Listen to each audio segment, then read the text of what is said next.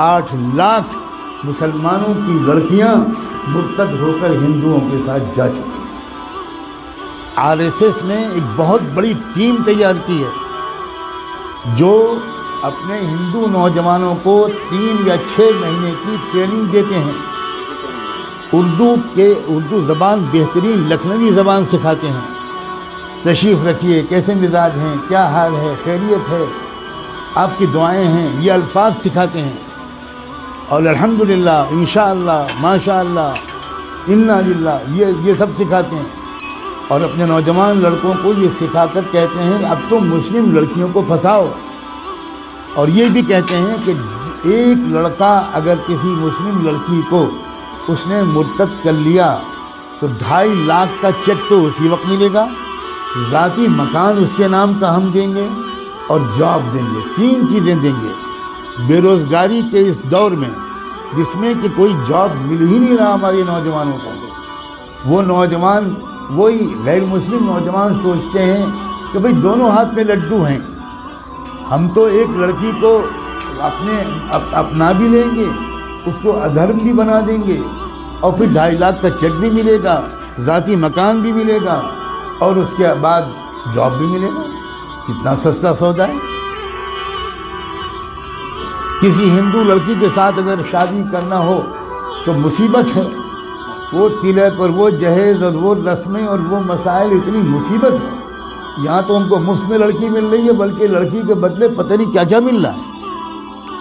اس مہم پر لگ گئے ہیں کروڑوں نوجوان، لیکن ہم سو رہے ہیں۔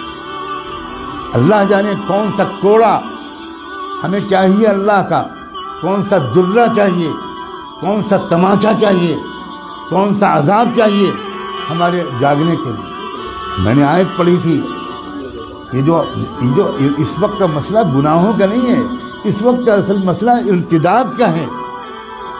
ہمارا ایمان چھیننے کے لیے بلینز آف ڈالرز کے فنڈ ایلوکیٹ کیے گئے ہیں۔ ان پیسوں کا صرف ایک استعمال ہے، مسلمانوں کی جان اور مال لوٹنا۔ یہ بہت چھوٹا کام ہے۔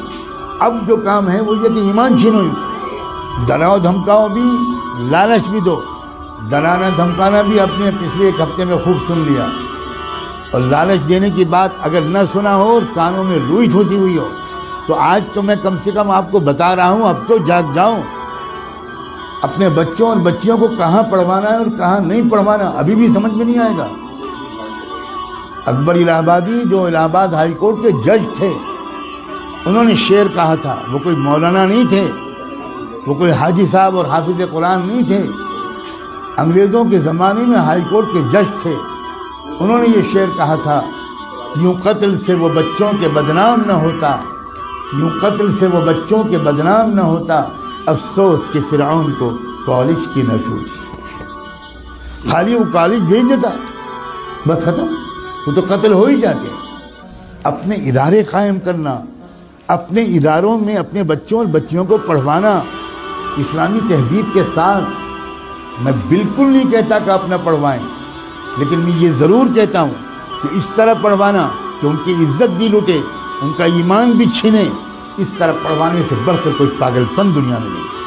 اس سے بہتر یہ ہے کہ میری بیٹی بالکل ان پڑھ رہے، جس کو لگتا ہو کہ یہ غلط جملہ ہے بھگتے گا انشاءاللہ۔ خدا جانے کب ہوش آئے گا، خدا جانے کب تک ہم جمعے کی نماز پڑھ کر اپنے کو اللہ کا ولی سمجھتے رہیں۔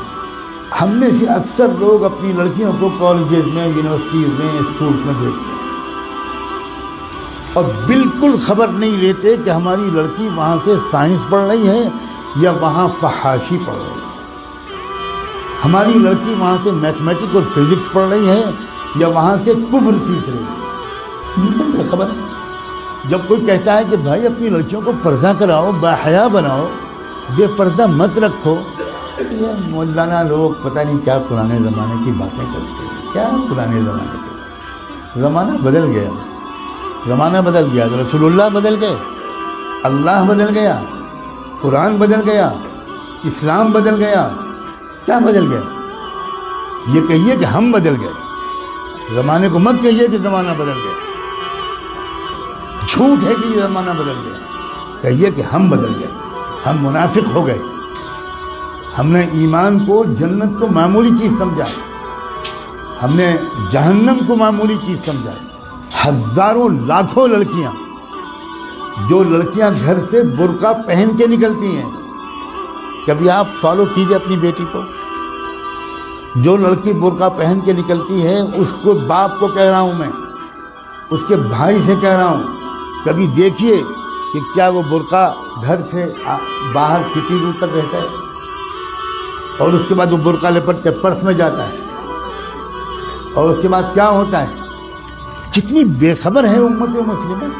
میں چند دنوں پہلے شاید جب حاضر ہوا تھا یہاں تو یہ بات کہہ چکا تھا، میں پھر دہراتا ہوں، اور ہو سکتا ہے کہ میں نے نہ کہا ہو، کیونکہ میں ہزاروں جگہ یہ باتیں کہہ رہا ہوں.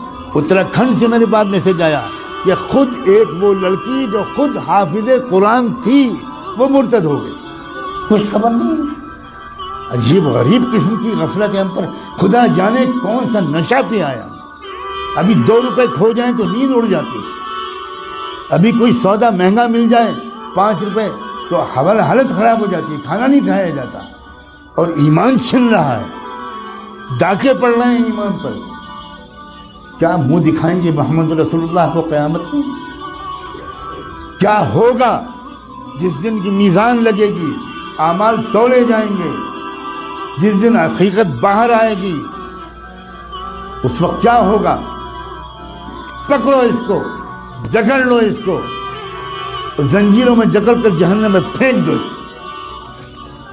اپنے اوپر ظلم کرنے والوں کو اللہ تعالیٰ کبھی ہدایت نہیں دے. اللہ تعالیٰ ہمیں ہوش کے ناخن لینے کی توفیق دے. اس ارتداد کا راستہ ہمارے اسکولوں اور کالجوں اور یونیورسٹیوں سے کھلا ہے. یا آپ کو چاہے جتنی بری لگے بات، میں وہ مولوی نہیں ہوں جو اپنے گاؤں سے نہیں نکلا. میں نے آکسفورڈ میں تقریریں کی، کیمبرج میں تقریریں کی، میں نے اسٹینفورڈ یونیورسٹی جو امریکہ کا سب سے بڑا یونیورسٹی ہے اس میں 7 لیکچرز میرے ہوئے. میں نے اقوام متحدہ میں خطاب کیا ہے. میں اس طرح کا مولوی نہیں ہوں جس طرح کا آپ سمجھتے ہیں. اور میں قسم کھا کے کہتا ہوں، اگر آپ نے اپنے بچیوں کی اور بچوں کی تعلیم اور تربیت صحیح اداروں میں نہ کی، اور ان کے ایمان کی فکر نہ کی، اور ان کی نگرانی نہ کی، تو آپ کے گھروں میں خدا جانے کیا کیا ہونے والا ہے. میں نے آج اپنی ذمہ داری اس مسجد کے اعتبار سے بالکل ادا کر دی. اب میں آپ سب کو، آپ کی نسلوں کو اللہ کے حوالے کرتا ہوں.